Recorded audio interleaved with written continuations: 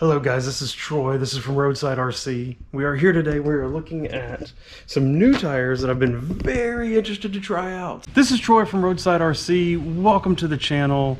When you come to this channel, you're basically going to see three things. You're going to see us driving our RC cars, whether it's bashing, crawling, drifting, or racing. We're going to be doing it all, sharing it with you.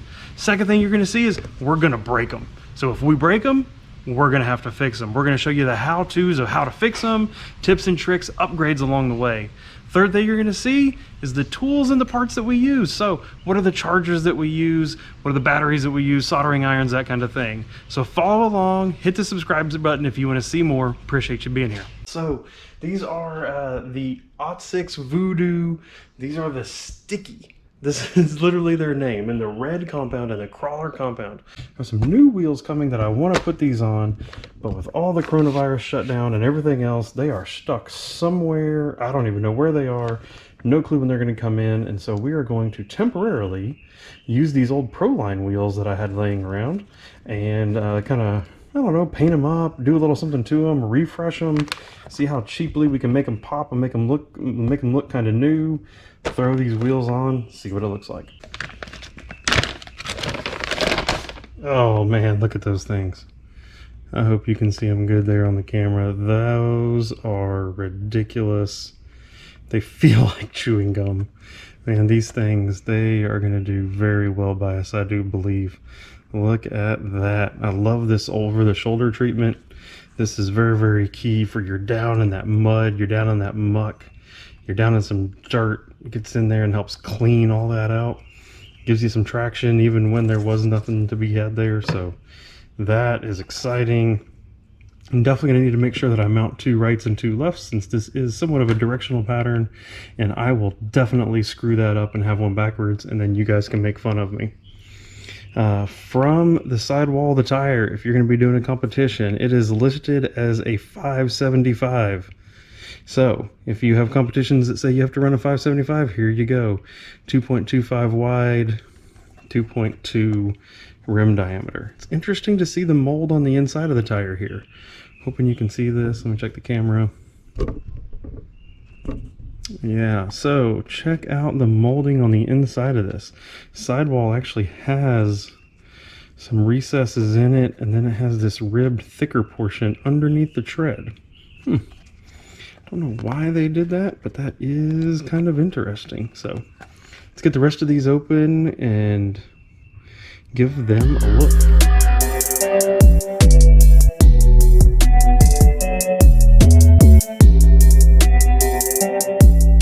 This is listed as their premium open cell foam that fits these tires. So we're going to just put them in there. When I first run them, I'm going to put them in exactly as they are. No cutting, no comp cutting or anything like that. I'm going to put them in as they are, see how they fit, see how they feel. You can always cut them later. Alright, one thing that's interesting with this right away is these are our Duratrex Deepwoods 2.2 tire that, if you follow along on the channel, you've seen that we've been using forever on the Wraith. Really, really happy with it. Really loved this tire. But, you know, it was time to step up to something new.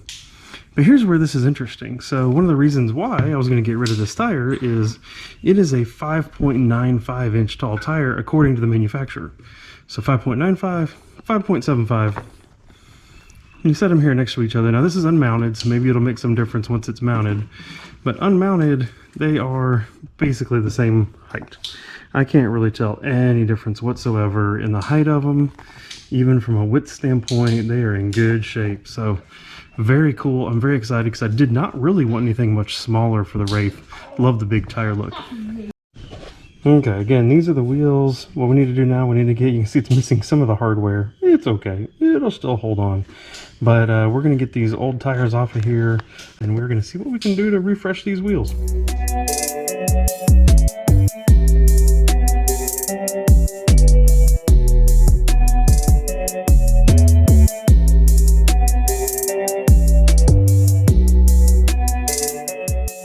Now comes the big question. What do we do with them? So digging through just what we have laying around as far as paint goes in the garage, and I have some of this metallic kind of a steel. They call it a stainless steel color, black stainless steel. We have some of that, and we have some of this red. I think what we're going to do with this, clean this up a little bit, we're going to hit this steel on the inside of the wheels and make the wheels this steel color. And to give it that kind of pop and to tie in with the red on the body, we're going to actually do the rings in a red. See how it turns out.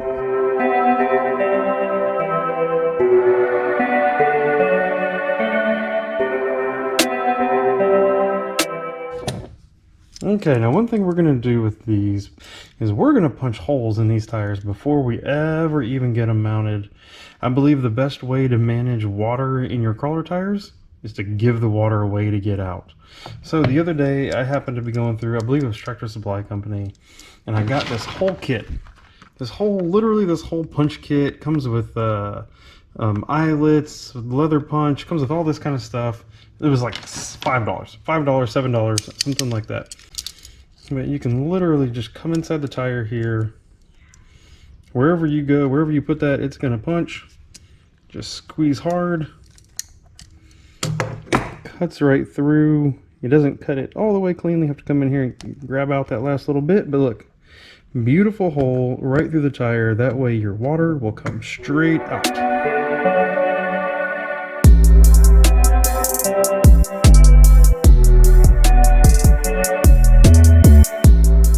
Look at that. So it's actually the next day now. Rings are all painted up red.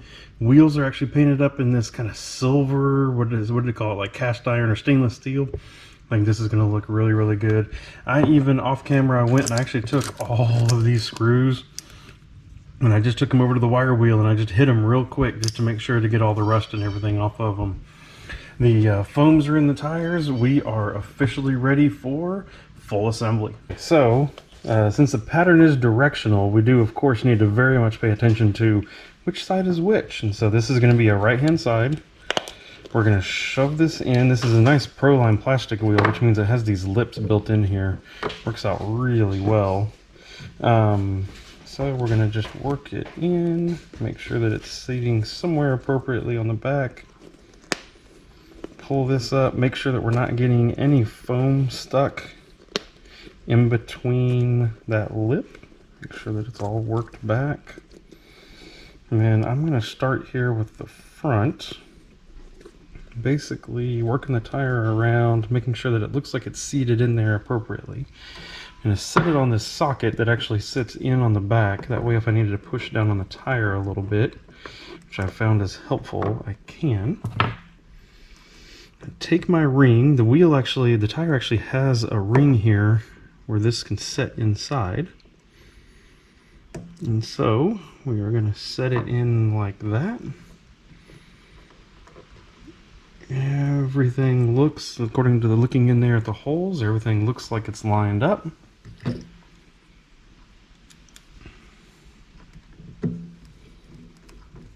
And then at that, we're going to just start putting the screws in.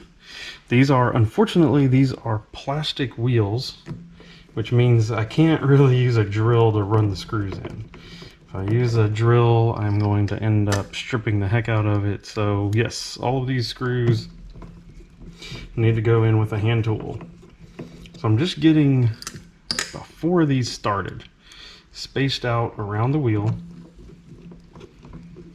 And the reason for that is I want to make sure that this is tightened down symmetrically. So I'm going to tighten one in a little bit, and across over here, tighten this one down a little bit. Over here, tighten this one down. And I get into this pattern to make sure that the tire's seated.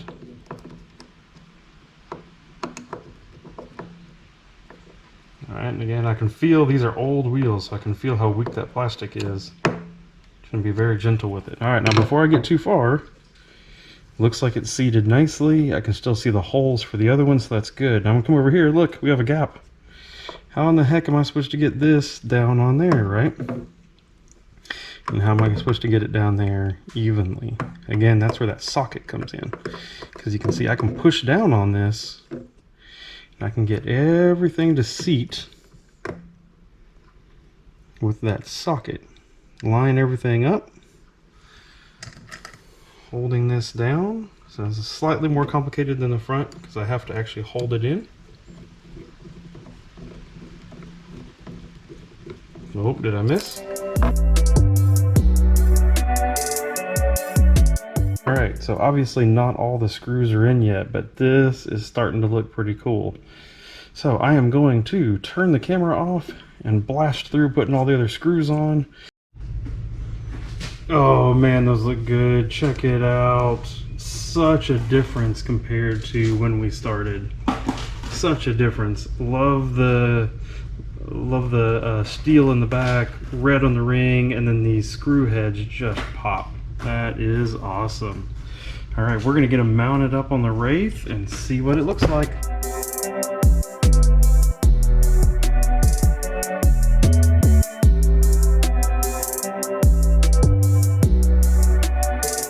Check that out. Look at that Wraith. Look at those USD stickies. Oh my gosh, look at those Ottsix stickies. Those look so good on there. That is awesome. Can't wait to get it out, give it a shot, see how it does. All right, that's it for our wheel restoration. The whole new Wraith looks like a whole new vehicle now. This is super awesome. Thanks for watching. Thanks for following along. If you want to see some more videos from us, if you want to see some more crawling videos or something else, check out the links that are over to the side as we close the video out, and we will see you next time. Thank you.